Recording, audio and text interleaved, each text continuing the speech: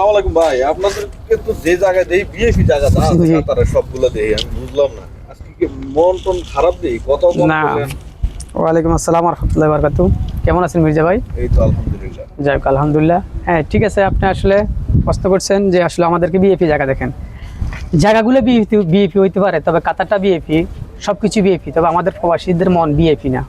কেননা আমি এখানে বেশ সাথে হাঁটতে হাঁটতে আস্তে আস্তে কথা হতে বললাম, হঠাৎ করে আমার এক বন্ধুর কথা মনে পড়লো। আমার বন্ধুর বাড়ি হচ্ছে, মনে করেন যে আমার এমনি ব্যয় লাগে, আবার হচ্ছে বন্ধু বাড়ি হচ্ছে আমাদের বসন্তপুর। কামরুল ভাই চিনবেন, ওনাকে আমি জিজ্ঞেস করলাম আজকে যে ভাই দেশে যাওয়ার কি প্ল্যান করছেন নাকি। উনি আমাকে উদ্দেশ্য করে বললো যে ভাই দেশে যাওয়ার এরকম কোনো এখন মুভমেন্ট নাই, তবে দেশে এখন যাবো না। দেশে গেলে উনি আমাকে কিছু ক্রাইসিস দেখাইতেছে যে দেশে গেলে এখন এই পরিস্থিতি এমন পরিস্থিতি, এটা হবে ওটা হবে। তো জিজ্ঞেস করলাম কি হবে। উনি আমাকে প্রথম যুক্তি দিল যে ভাই আমি একটা ঘর তুলবো। তারপরে জিজ্ঞেস করলাম যে আচ্ছা এটা তো হবে ইনশাল্লাহ, বলতেছে না আরও আমার বেজাল আছে। কি বলতেছে? আমার বাচ্চাটাকে মানুষ করব। জিজ্ঞেস করলাম আচ্ছা এটা তো হবে, তো বলতেছে না আব্বু বলছে যে কিছু টাকা যাতে এমন হাতে করে বেশি করে নিয়ে যায়, কিছু কাজকর্ম আছে এবং কি একটু জায়গা সম্পত্তি রাখার কোনো একটা প্ল্যান করতেছে। বললাম তো আচ্ছা ঠিক আছে। আমি এই জিনিসটা দেখি অনেকক্ষণ চিন্তা করলাম, বুঝলাম বের দিকে তাকাইয়ে আসলে আমরা প্রবাসীরা কি আমরা কি এমন? আমাদের এত দুঃখ কেন প্রবাসীদের? একটা প্রবাসীর উপর সকলের একটা আশা থাকে, একটা প্রবাসীর উপরে, একটা প্রবাসী শুধু সে একজন মানুষ, তার উপরে অনেক বোঝা অনেক দায়িত্ব তার উপরে চাপাই দেওয়া হয়। সে একজন মানুষ, এ যখন বাংলাদেশ থেকে আসতে আসে সে তো সবাইকে একবার কান্না করে চলে আসতে, কিন্তু এখানে প্রবাসের মাটিতে মনে করেন যে 5 বছর 6 বছর। আমি ব্যয়কে জিজ্ঞেস করলাম আচ্ছা কত বছর, আমার ব্যয় জিজ্ঞেস করলাম ওনাকে জিজ্ঞেস করলাম কত বছর, উনি বলে 8 বছর। তো 8 বছর আমি জিজ্ঞেস করলাম কি করলাম, ব্যবসা বাণিজ্য বিজনেস সব কিছু করছে কিন্তু মনে শান্তি নাই। আচ্ছা শান্তি নাই কি জন্য জিজ্ঞেস করলো, বলছে ভাই আমি একজন লোক, একজন প্রবাসী, আমি কি সকলের আশা আহংকার, আমি কি সবগুলো একজন মানুষের দ্বারা কি আমাকে আল্লাহ পাক এরকম একটা শাস্তি দিই কেন পাঠালে পৃথিবীতে? বললাম যে কি শাস্তি দিই? বললো আমার উপর প্রত্যেকটা ফ্যামিলি ভাই ভাইয়ের আধার হইতে, ভাই বন্ধু হইতে এবং কি বাংলাদেশের 18 কোটি মানুষের মনে হয় বোঝাটা উনার মাথার উপর আছে। আমার মনে হয় সরকার এত টেনশন করে না, উনি যে টেনশনটা এতটুকু আমাকে আধা ঘন্টার ভিতরে যে টেনশনটা দিছি, পুরো বাংলাদেশের হিসাবটা, পুরো ফ্যামিলির হিসাবটা, তার জীবনের এই যে মনে করেন আজ 8 বছর, আমার মনে হয় 8 বছরে উনার জন্ম হওয়ার পর থেকে আমার মনে হয় উনি এত কষ্ট আমার মনে হয় দেখে না, বা এত কষ্ট নিয়ে উনি হাঁটে নাই। উনার থেকে উনার টেনশন আর দুঃখের বোঝাটা বেশি হয়ে গেছে। তো আমি বলবো আসলে যে সব প্রবাসী ভাইয়েরা এখানে আসছে, বাহিরে আসছে ইনকাম করার জন্য আসতেছে, আমরা যে বাড়ির থেকে বন্ধু বান্ধব যারা আছি অনেকে ফোন করে জিজ্ঞেস করে আমার জন্য একটা আইফোন নিয়ে আসবেন। আবার যখন ছোটো বোনকে জিজ্ঞেস করি উনি বলতে ভাই আমার জন্য একটা স্যামসাং মোবাইল নিয়ে আসবেন। আবার আরেকজনকে আম্মুকে জিজ্ঞেস করে আম্মু কেমন আছেন, বলছে বাবা এই মাসে ওষুধের টাকা ফাটানো কেন, বলছে 2000 টাকা, বলছে আমার জন্য 10,000 টাকা লাগবে। আব্বুকে ফোন করলাম, আব্বু ঠিক একই কথা বলে। ম্যাডামকে ফোন করলাম, যখন ঘরের ওয়াইফকে ফোন করলাম উনি বলে আমাকে এই মাসে আপনি গত মাসে দিচ্ছেন 5,000 টাকা, এই মাসে দিতেও আমাকে 15,000 টাকা। তাহলে আমি আমার কথা বলছি, এই দু বন্ধুদের কথা বলছি, ভাইয়ের কথা বলছি, এই যে আমরা রোজার, এদিকে আসেন ভাই, আমি আপনাকে প্লিজ এদিকে আসেন। তো আমি জিজ্ঞেস করলাম ভাইকে, ভাই আজকে আপনার গায়ে টি শার্টটা আজকে কয়দিন? বললো 15 দিন। আমাকে জিজ্ঞেস করলো আমার গায়ের এটা, আমি বললাম যে 2 মাস। উনাকে জিজ্ঞেস করলাম আপনার গায়ের এটা, উনি বললো আমাকে 2 মাস। তাহলে এই যে রোজার ঈদ, কোরবানের ঈদ, আমরা এখান থেকে টাকা পাঠাই 1 লাখ 2 লাখ 50,000 20,000 পাঠাই, তারা হাসি খুশি আনন্দ করি ঈদ উদযাপন করতেছে, কুরবানি গরু কিনতেছে এবং কি রোজার ঈদ করতেছে। অনেক জামা যদি কারো একটু মানে কম দামি হয়, এটা নিয়ে সংসারের ভিতরে ঘরের ভিতরে মনে করেন অনেক টানাকিছে এবং কি অনেক তর্কাতর্কি হয়। কিন্তু আমাদেরকে এই কথাটা কেউ জিজ্ঞেস করে না কেন যে তোমাদের জন্য কি নিছো? আমাদেরকে এই কথাটা কেউ জিজ্ঞেস করে না কেন যে আপনারা কি নতুন জামা কিনছেন? আমাদেরকে এই কথাটা জিজ্ঞেস করে না কেন যে আমরা আজকে কি দিয়ে ভাত খাইছি? আমরা প্রবাসীরা এমন মিথ্যাবাদী কেন? আমরা আসলে একটা মিথ্যাবাদী, আমরা আসলে একটা চোর, আমরা আসলে একটা ডাক্তার, আমরা আসলে একজন খারাপ লোক।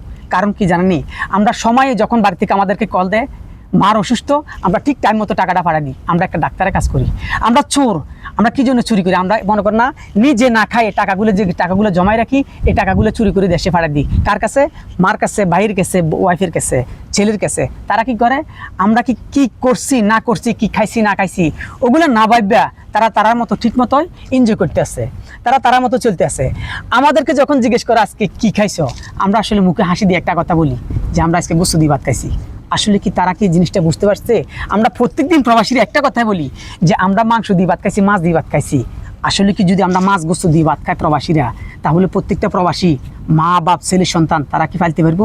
প্রত্যেক মাসে 20,000 টাকা 30,000 টাকা তারা সংসারে দিতে পারবো না? আমি এমনও দেখছি একটা রুটি খাইয়ে, এমনও লোক আছে দেখছি আমি একটা রুটি খাইয়ে পুরোটা দিন কাটা দিছে, এরা পুরোটা রাত কাটা দিছে, কিন্তু মাস শেষে ঠিক টাইম মতো টাকাগুলো জমায় বাড়িতে পাঠাতে আছে। কিন্তু এর পরও তার উপরে আরও চাপ দিয়ে রাখছে কি, টাকা কত বাড়াচ্ছে? 20,000 টাকা। কারেন্ট বিলটা তো বাকি রয়েছে, বাজারে অমুক দোকানে বাকি রয়েছে, গরুর খাদ্যটা বাকি রয়েছে, ডাক্তার দোকানে 20 টাকা বাকি রয়েছে। এই যে একটা প্রবাসীর উপরে এতগুলো চাপ দিতে আছেন আপনারা কি জন্য? প্রবাসীদের আসলে কি তারা, আমরা কি দুনিয়াতে জন্ম হয়ে কি ভুল করছি, নাকি আল্লাহ পাক আমাদেরকে ফাটাই ভুল করছি? আমি আসলে এই জিনিসটার শেষটা কোথায় আমি টোকাই খুঁজে পাচ্ছি না। একজন প্রবাসী দেশে যাওয়ার সময় অনেক সাবানগুলা, এটা মায়ের জন্য, এটা বার জন্য, এটা সবার জন্য, এটা অমুকের জন্য, এটা ছেলের জন্য, যখনই দেখতেছি গাইডগুলা খোলার পরে সবার বাজে নিয়ে যাইতেছে। কিন্তু এমন একটা মানুষ তো জিজ্ঞেস করে না যে আপনার জন্য কিছু আনা না, আপনার জন্য কিছু নেন নাই, আপনার কোনটা আপনি আগে আমারটা লন, এমন কোনো প্রবাসী এই কথা বলে না। তো ভাইকে বলতেছি আসলে ঠিকই আমরা প্রবাসীরা আসলে মিথ্যাবাদী, এটা রাইট, এটা আমি মানি। তো আমাদের উপর কেন এরকম একটা বোঝা আমাদের উপর চাপাই দেওয়া হয়েছে? কি আল্লাহ ফাঁকে আমাদের কি ফাটাই ভুল করছে না আমরা দুনিয়াতে আইসে ভুল করছি? কোনটা?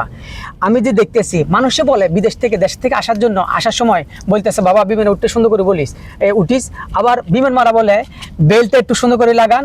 তা আমি একদিন জিজ্ঞেস করলাম উনাকে, বিমানবালাকে, যে বেল্ট আমরা কি জন্য লাগাবো? বলতেছে যখন উপরে উঠবেন তখন হার্ট সমস্যা হয়েছে। আমাদের হার্টের সমস্যা না, বিমানে হার্ট অ্যাটাক হয়। আমাদের হার্ট সমস্যা হয় না, বিমানের হার্টের সমস্যা হইতেছে। মানে যে কোনো মুহূর্তে বিমানটা পড়ে যেতে পারে। Right. এবং কি বিমানটা এত একটা কষ্ট Sensitive থাকে। জিনিস। হ্যাঁ, কারণ আমার মনে হয় যে এতগুলো প্রবাসীর কষ্ট নিয়ে যখন বিমানটা উপরে ওঠে না, আমার মনে হয় সবগুলার বোঝা বিমানটার কাঁধের উপরে থাকে, বিমানটাও খুব কষ্টে থাকে। মানে আপনি অনুভব করতেছি। তো আসলে আমি এটা বলবো সকল মাদেরকে, সকল বাবাদেরকে, সকল স্ত্রীদেরকে, সকল ছেলে সন্তানদেরকে, তোমরা এই যে ভাইয়ের টাকা, স্বামীর টাকা এবং কি ছেলে সন্তানের টাকা তোমরা দেশে বই খাইতে আসো বা চলতে আসো, একবার কি ভাবে চিন্তা করছো ঠিক 2টা বছর পরে ছেলেটা আসবে, আইসে দেশে কি খরচ করবে, কি খাবে, তার জন্য কি কিছু রাখছেন, কি জমা রাখিছেন? ঠিক বছর শেষে যখন বাপ মা এক পর্যায়ে যখন এই ছেলে 20টা বছর, যেমন আমার ব্যয়ের কথা বলছি, 8 বছর ইনকাম করছে, অনেক টাকা ইনকাম করছে, কালকে যদি উনি দেশে যায় বলে যে আম্মা আমার জন্য কি করছেন, বলবো সংসারের জন্য শেষ। সোজা হিসাব, আসলে 1 টাকাও ক্যাশ নাই। আসলে 1 টাকাও ক্যাশ নাই। ঠিক আছে, যা করছে হয়তো ভবিষ্যতের জন্য, এখানে হয়তো কিছু শিখছে, ভবিষ্যতে করতে পারবো, ওই আবার ফ্যামিলির জন্যই করবে। 1 কোটি টাকা করলো, ও তো এখান থেকে মনে হয় না যে 1 লাখ টাকা নিজের জন্য খরচ করতে পারবো না। এই যে বললেন একটা টি শার্ট ব্যবহার করতে চাইছে 2 মাস, চিন্তা করে আমি যদি এখান থেকে ভাঙি তাহলে তো 20,000 টাকা পড়বে না বা 1 লক্ষ টাকা পড়বে না। যত টাকা যে পরিমাণে, হয়তো আপনারা ভালো অবস্থানে আছেন, আপনারা হয়তো 2 লাখ কামান, তারপরেও কিন্তু চিন্তা করেন আমি যদি এখান থেকে 10,000 টাকা খরচ করে মানে একটা ক্রিম কিনে বা একটা সাবান কিনে বা অতিরিক্ত একটা লোশন কিনে, তাহলে দেখা গেল যে আমি 2 লাখ টাকা মিলে দেশে পাঠাইতে পারবো না। রাইট। আবার 20,000 টাকা বাংলা যে লোকে কামায়, হেও চিন্তা করে যদি আমি এখান থেকে 20 টাকা খরচ করি আমার 20,000 থেকে 20 টাকা কমে যাবে। বিষয়টা তো এমনই। হয়তো আপনারা ভালো কামান, কিন্তু কষ্টটা কিন্তু সমান। মানে প্রবাসী বলতে কষ্ট, বাস এতটুকু। প্রত্যেকটা প্রবাসী এই যে মনে করেন না কারো কোটি কোটি টাকা আছে, ভালো পর্যা আছে, কিন্তু আমি দেখছি ঠিক যিনি 10 টাকা কামাইতেছে তার দুঃখটা, আর আমি 2 লাখ টাকা কামাচ্ছি, উনি 2 লাখ টাকা কামাচ্ছে, কিন্তু উনার দুঃখটা আমার দুঃখটা আমি দেখতেছি সেম।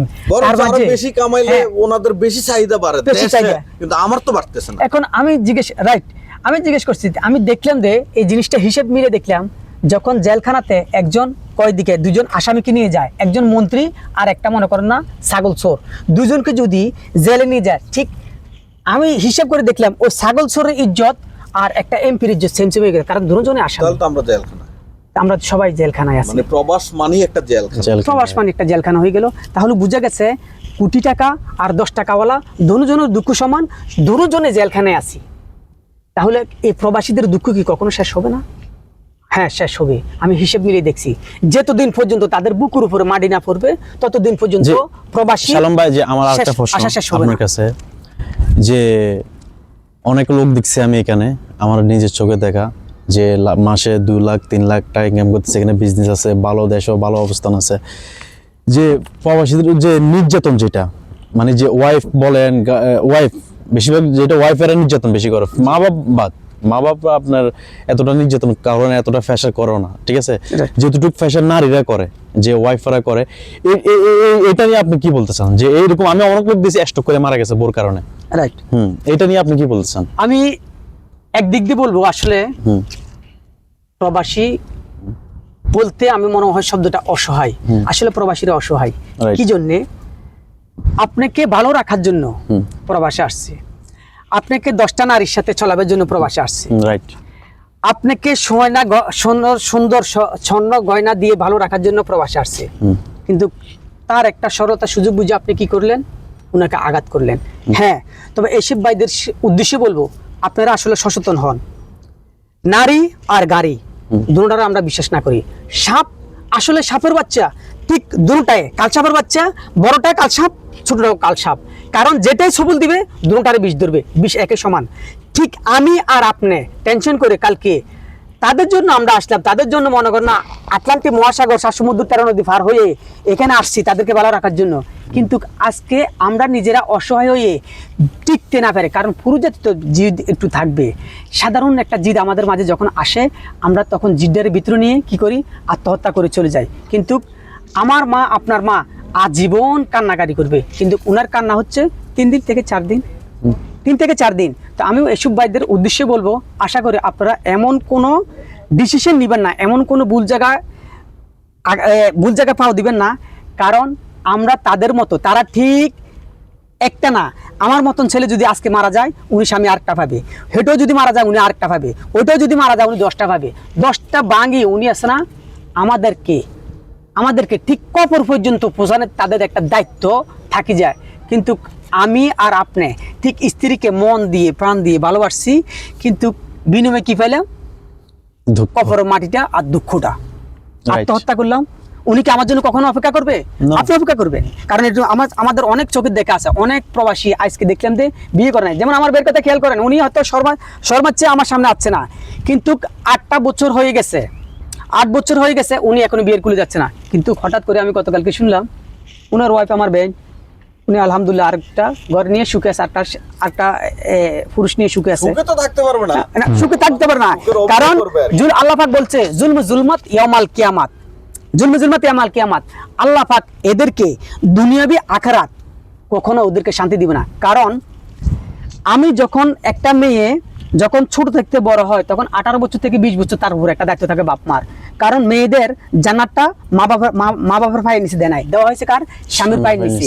আমি মায়ের যদি এক ফোঁটা দুধের দাম ঋণ শোধ না করতে পারি, তাহলে স্বামীদের সকাল থেকে বিকেল পর্যন্ত কর্ম করে, তার শরীর থেকে যদি মনে করে না রক্ত জড়াই ফানিগুলা গামগুলা পরে, তাহলে এই একদিনের ঋণটা তারা কখনো শোধ করতে পারবো?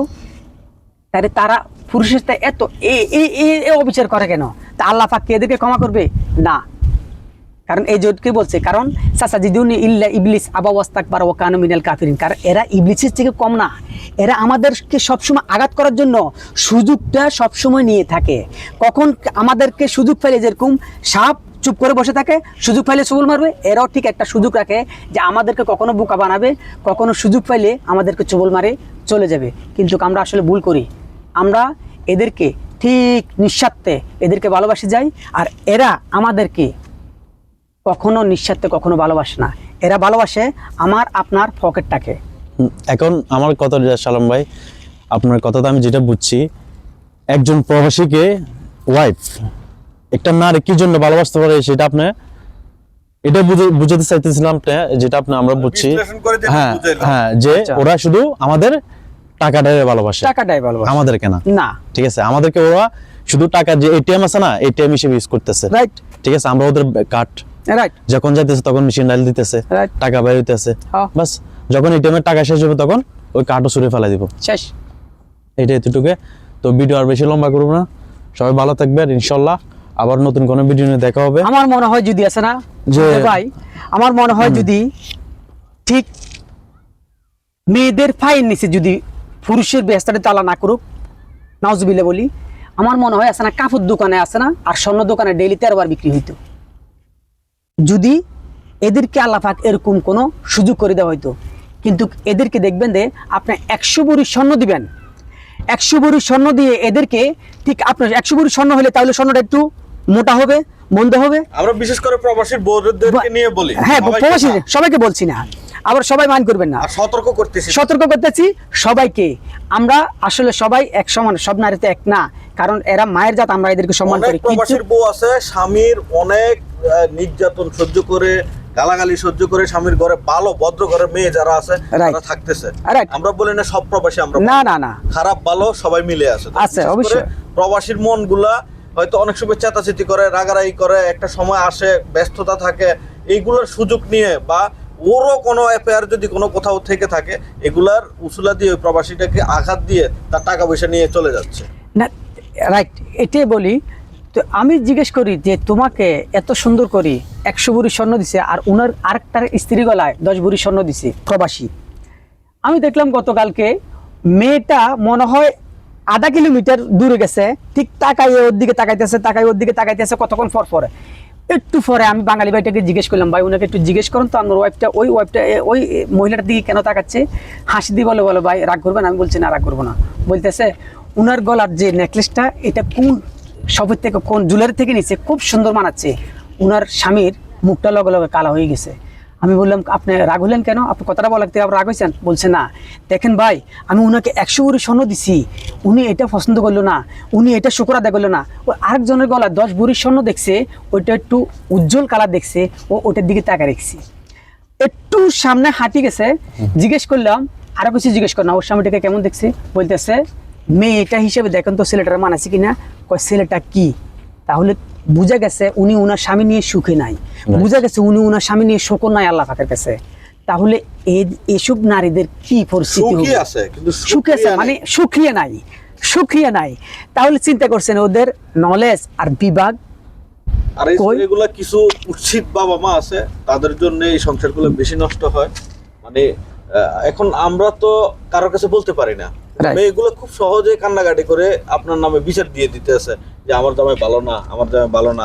তো ফ্যামিলির আত্মীয় স্বজন সবাই ওরে সাপোর্ট করে, ভালো না এইভাবেই চলতেছে। রাইট। তো আমি যাই হোক প্রবাসীর বউগুলো কিন্তু এই সুযোগটা নেই।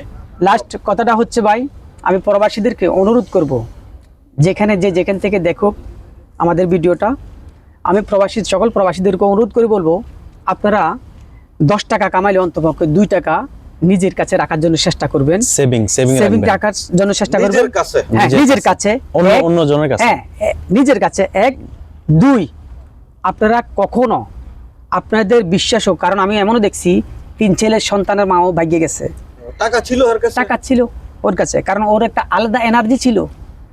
তো আমি এসব ভাইদেরকে অনুরোধ করবো, প্রবাসী ভাইদেরকে, এমন একটা ভুল করবেন না যে আসলে এটা ইহকাল পরকাল আপনাকে পস্কাতে হবে। তো আমি বলবো যে ভাই সচেতন হন, যাই কিছু করেন আপনার হাতের কন্ট্রোল রাখেন, মুখতে চাকি ধরিয়েন, হরদি দৌড় লাগর ফাইতেন না। আমি কথাটা বলে দিলাম, কথাটা কেউ মাইন্ড করবেন না। ওকে, ধন্যবাদ সবাইকে, আসসালামু আলাইকুম।